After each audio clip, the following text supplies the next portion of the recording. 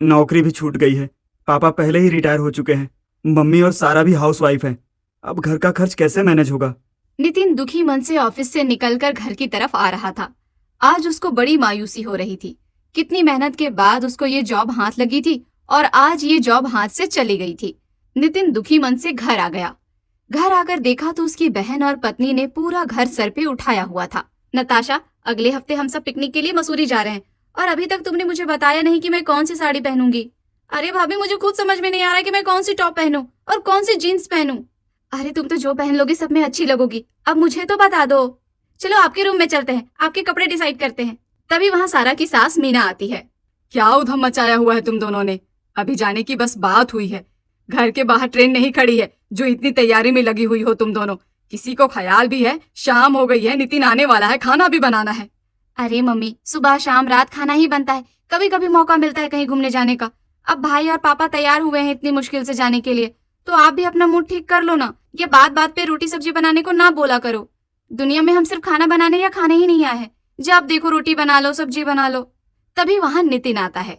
ओ मेरी प्यारी बहना, कोई मसूरी वसूरी नहीं जा रहा है। चुपचाप किचन में जाओ और खाना बनाओ दोनों मिलकर।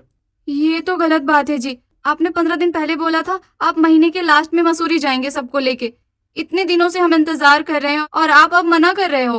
हाँ ना भाई, कितने सारे रील्स बनाने हैं मुझे। मैंने अपने फॉलोअर्स को बोल भी दिया है कि हम लोग कल निकलने वाले हैं और आप अब लास्ट टाइम पे मना कर रहे हैं। जो मुझे आपसे बात नहीं करनी। मेरी प्यारी बहन, बात को समझने की कोशिश कर। मेरी जॉब छूट गई है, अब कैसे जाएंगे मसूरी? क्या? कब? कैसे? अरे मम्मी, ये क्या अनुपमा की कॉपी कर रही हो जो इतना शॉक्ड हो गई? अब नौकरी ही थी ना, गई तो गई, पैर मारने से वापस तो नहीं आएगी। कौन अनुपमा? अनुपमा पे क्यों इतना प्रेशर दे रही है? नौकरी पे देना। पर अब हम क्या करेंगे? पापा भी जॉब नहीं करते, आप ही घर में काम करते थे। अब आपकी भी नौकरी चली गई, अब क्या होगा? तुम मेरे लिए चाय बनाओ, मैं तब तक कुछ सोचता हूँ। तभी वहाँ नितिन के पापा सुमेर आते हैं। अरे नौकरी को लात मार के आ गया है, अब चाय पी के क्या करेगा? कोई इसके लिए चाय नहीं बनाएगा। हद करते हो पापा जी, और आज ही आपने चाय देने से मना कर दिया। हाँ तो जब मेहनत ही नहीं की तो चाय क्या पीना? पापा जी, आज तो काम किया ही था ना, और जो नौकरी गई उसमें मेरी कोई गलती नहीं है। मैंने अपना 100% दिया है। सब जानता हूँ मैं, तुम्हारा 100% कैसा होता है। चुप कर जाओ जी, बेटे को कुछ सोचने दो। आप उसके पीछे ही पड़े रहते हो। नितिन मुंह फुलाकर घर के बाहर आकर खड़ा हो गया। बाहर आकर देखा तो वहाँ 8-10 साल का बच्चा ब्लॉग बना रहा था। हेलो गाइज, आज मैं स्कूल से भागकर सीधा घर आ गया। फिर पापा ने मुझे मम्मी के दुपट्टे से बांधकर एक रूम में डाल दिया और अब तुम्हारा भाई उस रूम से निकलकर सीधा आप लोगों से मिलने आया है। तो चलो, तो जल्दी जल्दी कमेंट करो कैसा लगा तुमको तुम्हारे भाई का ये शाहरुख खान वाला ब्लॉग, और कौन कौन है जो मेरी तरह स्कूल से भागता है। ऐसे ही और ब्लॉग देखने के लिए जुड़े रहो अपने भाई शाहरुख खान के साथ। नितिन उस बच्चे को बड़े गौर से देख रहा था। आलोक ने देखा नितिन उसको घूर रहा है तो उसने अपना फोन बंद किया और नितिन के सामने आकर खड़ा हो गया। क्या है अंकल, आप मुझे घूर क्यों रहे हो? क्या कर रहा था तू? दिख नहीं रहा आपको? ब्लॉग बना रहा था। जिस हॉस्पिटल में तू पैदा हुआ था ना, अभी नर्स पैसे मांगते हुए घूम रही है। जिस हॉस्पिटल में तू पैदा हुआ था, अभी भी नर्स पैसे मांगते घूम रही है तेरे घर वालों से। और तू जमीन पे ठीक से चलना सीखा नहीं और सीधा हवा में उड़ने की कोशिश कर रहा है। आपको क्या परेशानी है अंकल? मैं कुछ भी करूं? आपको पता भी है मेरे कितने फैंस हैं सोशल मीडिया पे। किसी से भी जाकर पूछोगे ना कि शाहरुख खान भाई कौन है, तो वो सबसे पहले आलोक का ही नाम बोलेगा। तू खुद को शाहरुख खान क्यों कहलवाता है? क्योंकि मैं लगता हूँ खान भाई जैसा। मेरी एक्टिंग, मेरे बाल सब। नितिन को उसको देखकर बड़ा गुस्सा आया और वो घर के अंदर आ गया। सर अभी भी टेंशन से घूम रहा था। कई दिन ऐसे ही बीत गए पर नितिन को जॉब नहीं मिली। अब सारा सारा दिन वो या तो छत पे रहता या दरवाजे के बाहर खड़ा होकर आलोक को देख देख कर खून जलाया करता था। ये सारा दिन इसमें लगा रहता है और आजकल इसके घर में बहुत नई नई चीजें भी देखने को मिल रही हैं। जहां तक मुझे पता है इसका बाप बहुत कंजूस है और इसकी माँ बड़ी खर्चीली। तो क्या ये सब उस पिद्दी आलोक के ब्लॉग से पैसे कमा रहे हैं? फिर क्या था, नितिन जू की तरह फोन में घुस गया और एक एक ब्लॉग देखना शुरू कर दिया आलोक का।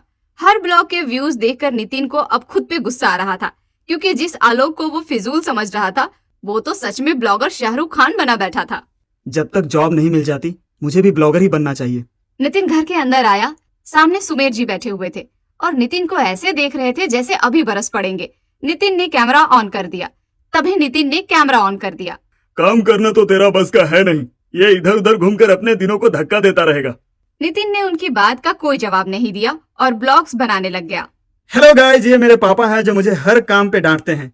उनकी नजरों में मैं निकम्मा नालायक हूँ। फिर उसने कैमरा घुमाया। सामने सारा लोअर टी शर्ट पहनी हुई जम्हाई लेती हुई आ रही थी, जो अब नितिन के ब्लॉग में ऐड हो गई थी। गाइस, ये मेरी वाइफ है जिसकी नींद उसके उठने से 3 घंटे बाद भागती है। जब तक मुंह में 2-4 मच्छर मक्खी ना चले जाए तब तक उसकी नींद भागती ही नहीं है। नितिन ने आगे देखा ना पीछे और ब्लॉग्स डाल दिया। देखते ही देखते उसके ब्लॉग्स पे पापा से रिलेटेड कमेंट्स आनी शुरू हो गई। कुछ देर बाद नितिन ने फोन चेक किया तो उसको अच्छी खासी नोटिफिकेशन मिली। वो सीधा सारा और नताशा के पास आया। नताशा, सारा, आओ तुमको कुछ दिखाता हूँ। नितिन, नताशा और सारा तीनों साथ में बैठ गए। नितिन ने कमेंट्स पढ़ना शुरू किया। किसी राहुल ने लिखा है, तुम्हारे पापा तो अमरीश पुरी का दूसरा रूप है। तुम्हारे पापा को देखकर मुझे मेरे पापा की याद आ गई। जब मैं कोई काम नहीं करता था तब मेरे पापा मेरे पीछे चप्पल लेके भागा करते थे। जब मैं छोटा था तो लखानी के चप्पल आते थे जो बड़ी जोर से लगता था। शुक्र है तुम्हारे पापा के हाथ में चप्पल नहीं है। ये कमेंट्स सुनकर सारा और नितिन जोर जोर से हंसने लगे। इतना हंसने वाली क्या बात है? वो न जाने कौन है जिसने हमारे पापा को अमरीश पुरी बोला और तुमको हंसी आ रही है। चिल करो ना भाभी, आप ये देखो, इन कमेंट से बहुत फायदा होगा। आप समझ नहीं रही हो बात को। अच्छा ब्लॉगर वो ही बन सकता है जिसको आइडिया हो कि ब्लॉग्स में ऐसा क्या होना चाहिए जो लोगों को पसंद आए। भाई वैसे मानना पड़ेगा, आपने पहला ब्लॉग ही मस्त बनाया है। अरे मैंने तो आज तक कोई ब्लॉग देखा भी नहीं, बस आलोक को बनाते देखता था तो सोचा ट्राई करूं। आप नया ब्लॉग बनाओ, उसमें हम आपकी हेल्प करेंगे। क्या पता किस्मत साथ दे दे और हम फिर से मसूरी जाने के बारे में सोच सके। तू ठीक कह रही है।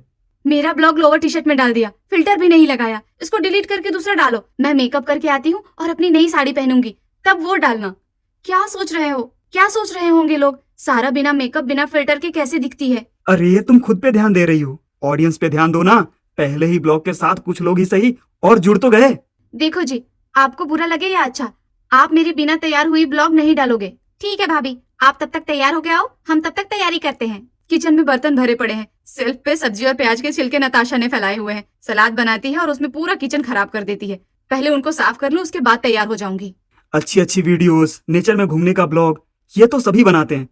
क्यों ना मैं कुछ नया ट्राई करूं। नितिन किचन में घुस गया। सिंक भरी हुई बर्तन, दूर दूर तक फैली हुई गंदगी, और नितिन ने अपना कैमरा चालू कर दिया। हेलो गाइस, स्वागत है आपका नितिन से जुड़ी हर बात पे, ब्लॉग नंबर 2। आइए देखते हैं हमारी किचन का हाल। गाइस, हमारे घर में सब्जी काटने के बाद कचरे को डस्टबिन में नहीं, सेल्फ पे सजा दिया जाता है। जब तक मम्मी की 2-4 गालियां न पड़े तब तक ये कचरा यहाँ से हटता नहीं है। तभी सारा वहां आती है, बाल बिखरे हुए, बड़ी सी मैक्सी, हालत ऐसी जैसे 100 लोगों के कपड़े अकेले धुल कर आ रही हो। सारा आ रही है, इससे पहले वो मुझे टोक दे, मुझे ब्लॉग यहीं रोकना होगा। उसने एक नजर सारा को देखा जो अब बहुत ही अजीब लग रही थी। नितिन के दिमाग में खुरापात आई और उसने सारा को भी ब्लॉग में ऐड कर लिया। सारा कैमरे में इंसान कम, कोई अलग दुनिया की ज्यादा लग रही थी। गाइस, ये देखिए सारा का हाल, कितनी अट्रैक्टिव लग रही है इस हुलिये में भी। वैसे लड़कियां मेकअप कर ले तो खर्चा बर्दाश्त नहीं होता, और ना करे तो ये लड़कियां बर्दाश्त नहीं होती। गाइस, ये देखिए सारा का हाल, कितनी अट्रैक्टिव लग रही है इस हुलिये में भी। वैसे लड़कियां मेकअप कर ले तो खर्चा बर्दाश्त नहीं होता, और न करे तो ये लड़कियां बर्दाश्त नहीं होती। नितिन ने चुपके से उस ब्लॉग को भी डाल दिया और नए लोगों के जुड़ने का इंतजार करने लगा। उसकी नजर फोन की स्क्रीन पे ही जमी हुई थी। कुछ ही देर में सारा नहा धोकर डार्क मेकअप और बालों को अच्छे से बनाकर नितिन और नताशा के पास आकर बोली, नितिन जी अब बनाएंगे ब्लॉग, अब मेरा सारा काम निपट गया। उसको इतना सजा धजा देखकर नितिन और नताशा दोनों ही हंसने लगे और सारा का खून खौल गया। पहली बार तैयार हुई हूँ क्या जो ऐसे देख रहे हो? दोनों भाई बहन के दिमाग का तारवार तो नहीं हट गया? अरे भाभी आओ आओ, कुछ दिखाते हैं। सारा नितिन और नताशा के पास आकर बैठ गई। नितिन ने उसको वो ब्लॉग दिखाया जो उसने कुछ ही देर पहले किचन में बनाया था। मैंने कुछ देर पहले एक ब्लॉग डाला है, उस पे कुछ कमेंट्स आई है, मैं तुमको पढ़कर सुनाता हूँ। पहला कमेंट है, भाई मेरा घर भी हमेशा ऐसे ही फैला हुआ रहता है, कभी कभी तो लगता है मैं गलती से जंगल में आ गया हूँ। सारी सब्जी इधर उधर फैली रहती है। आपको देखकर ऐसा लग रहा है जैसे किसी ने मेरे घर पर ब्लॉग बनाया हो। पर आपने डाला क्या है ये तो दिखा दो। वो तुम बाद में देखना, अभी सारे कमेंट सुनो। दूसरा कमेंट्स आया है दिव्या का, दिल्ली से। उसने लिखा है, भाई मेरे घर की ये हालत तो इसलिए रहती है क्योंकि मेरे घर में काम वाली नहीं लगी हुई है, पर आपके किचन में तो काम वाली भी घूम रही है। फिर आप इस काम वाली से सफाई करने को क्यों नहीं बोल रहे हो? उस लड़की को लग रहा है कि तुम काम वाली हो। इसमें बुरा मानने वाली कोई बात नहीं है। वैसे सारा, तुम नहाने के पहले इतना हुलिया खराब करके रखती हो अपना, कि तुम मेरी पत्नी कम और काम वाली ज्यादा लगती हो। नितिन के मुंह से ये बात निकलनी थी, फिर तो सारा ने नितिन को आड़े हाथों ले लिया। अब ये तुम्हारे फॉलोवर्स मुझे काम वाली बोलेंगे। अब तुम मेरी इतनी गंदी हालत का ब्लॉग बनाकर खुद को फेमस करोगे। अभी मैं तुम्हारा फोन तोड़ ही देती हूँ। भाई भागो, भाभी पे भूत आ गया है। नितिन कमरे से निकलकर भागा। अब उसकी नजर बार बार बढ़ते लाइक और कमेंट्स पर थी। एक ही कमेंट्स थी जो बार बार आए जा रही थी, वो थी सारा के ऊपर। नितिन को जैसे अब पता लग गया था कि उसकी लाइफ को कौन सा मोड़ देना है। बस एक ही प्रॉब्लम थी, सारा। अगर मुझे फेमस होना है तो मुझे सारा को मनाना होगा। वो सारा के पास आया। सारा, तुम इतनी देर से अच्छे से तैयार हुई हो, चलो तुम्हारा ब्लॉग्स बनाते हैं। सारा झट से तैयार हो गई और नितिन फिर से शुरू हो गया। गाइस, जिसको आप मेरी काम वाली समझ रहे हो वो मेरी पत्नी है। और आपको पता है मेरी पत्नी ने जो साड़ी पहनी है वो पूरे 7,000 की है, जो मैंने सारा को हमारी पहली एनिवर्सरी पे गिफ्ट की थी। सारा बड़ी खुश हो गई। तभी वहाँ मीना जी आ गईं। बहू, बाजार से जाकर जरा कुछ सब्जी ले आओ। ठीक है मम्मी जी, ले आती हूँ। वो घर से निकलकर बाजार की तरफ चल दी।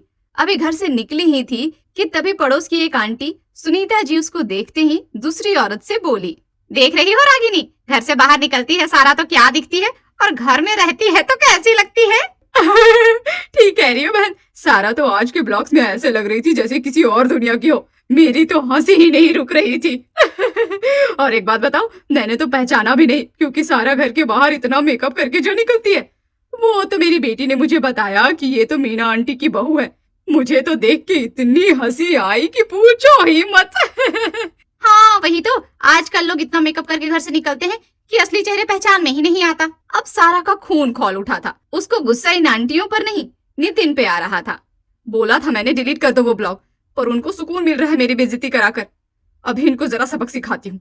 मैं वो लड़की हूँ जो छत पे भी जाती हूँ तो बिना मेकअप के नहीं जाती, और उन्होंने तो पब्लिक में मेरा तमाशा ही बना दिया। चुपचाप वो सब्जी लेकर घर आ गई। घर आते ही उसने पूरा घर सर पे उठा लिया।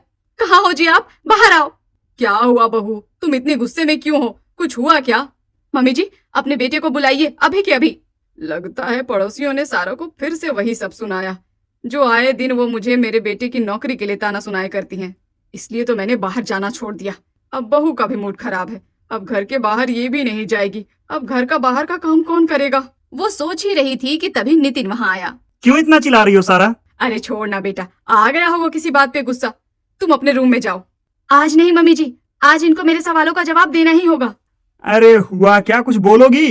घर से बाहर निकलते ही लोगों की भीड़ ने मुझे घेर लिया, और तुमको पता भी है वो मेरी शक्ल को देखकर क्या क्या बातें कर रहे हैं। पड़ोस के सब लोग हंस रहे हैं मुझ पे। ये तो अच्छी बात है। तुम्हारे लिए अच्छी बात है। मुझे हमेशा लगता था कि आप मुझसे प्यार करते हो, पर मुझे तो आज पता लगा तुम मुझसे प्यार नहीं नफरत करते हो, नफरत। बाहर मेरी बेइज्जती हो रही है और आपको अच्छी बात लग रही है। देखो, जैसा तुम सोच रही हो वैसा कुछ नहीं है। मेरी बात को समझने की कोशिश करो। लोग बात कर रहे हैं हमारे बारे में, वो बड़ी बात है। अच्छी हो या बुरी क्या फर्क पड़ता है? देखो, हमारे ब्लॉग्स बनाने का मकसद क्या है? हमारे ब्लॉग्स बनाने का मकसद क्या है? फेमस होना, राइट? और हम फेमस हो रहे हैं धीरे धीरे। समझो बात को सारा। तभी नताशा वहाँ आती है। भाभी, भाई ठीक कह रहे हैं, और भाई की जॉब जा चुकी है। अब जब तक जॉब नहीं मिल जाती तब तक कोई ना कोई रास्ता तो निकालना पड़ेगा ना। शायद तुम ठीक कह रही हो। तभी पड़ोस की रागिनी की बेटी राहिल उनके घर आई। सारा भाभी, आपसे मुझे एक काम है। अरे बेटा राहिल, आओ आओ अंदर आओ। आज से पहले तो तुम कभी भी हमारे घर नहीं आई। आज क्या खास बात है? आंटी, दरअसल मुझे सारा भाभी से ये पूछना है, उन्होंने आज जो साड़ी पहनी है वो नितिन भाई ने ब्लॉग में भी डाली है।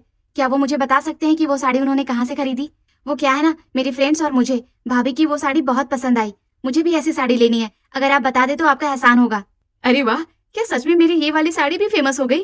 देखा तुमने, मैंने कहा था ना, एक दिन हमें भी लोग जानेंगे। चलिए ना छत पे चलते हैं, कोई नया ब्लॉग बनाते हैं। इस बार मैं अपनी नीली वाली साड़ी पहनूंगी, वो तो इससे भी ज्यादा सुंदर दिखती है। जब वो नीली वाली साड़ी इससे ज्यादा सुंदर है तो पहले वो क्यों नहीं पहनी थी? अरे अगले महीने मेरी मौसी की बेटी की शादी है ना, तो उसके लिए रखी थी। तो फिर उसकी शादी में क्या पहनोगी? अब शादी नहीं, ब्लॉग्स बनाने हैं, वो भी हर दिन नए नए। और ऐसे नितिन ने ब्लॉग की दुनिया में अपना नाम जल्दी बना लिया। बस वो आए दिन सारा की उल्टी सीधी ब्लॉग्स डाल दिया करता था, जिससे उसको सबसे ज्यादा पॉपुलैरिटी मिली।